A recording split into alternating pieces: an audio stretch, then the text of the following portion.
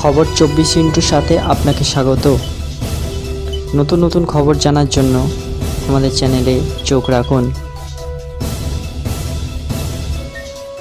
নমস্কার দর্শক বন্ধুরা, বিশ্বের রচনায় আপনাকে স্বাগত। মঙ্গলবার তৃতীয় দফায় ভোট গ্রহণ শুরু হয়েছে, আর ভোট শুরু হতেই জায়গায় জায়গায় ভোটারদের বাধা দেওয়ার অভিযোগ উঠছে। পথ আটকে ভোট কেন্দ্রে যেতে না দেওয়ার অভিযোগ উঠেছে মুর্শিদাবাদের ডোমকল দক্ষিণ নগর মাঠপাড়ায়।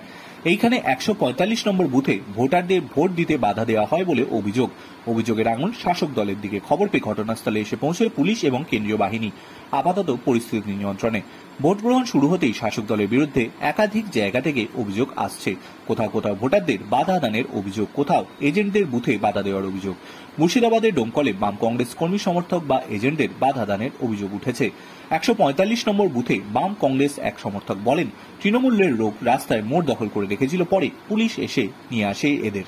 এই দিন সকাল থেকেই ময়দানে মুর্শিদাবাদের বাম প্রার্থী মোহাম্মদ সেলিম বলেন, পোলিং এজেন্ট বসাতে গিয়ে তেঁতুলিয়া ডোমকল শহরের কয়েকটা জায়গায় সমস্যা তৈরি করছে। রাস্তায় পথ আটকেছে, নাম নির্দিষ্ট করে আমরা পুলিশকে জানিয়েছি। স্থানীয় পুলিশ যা করার করছে, বলেছে ঠিক আছে আমরা দেখছি। আমরা কুইক রেসপন্স টিমকেও জানিয়েছি, ওরা গিয়েছে, আমি নিজেও যাব।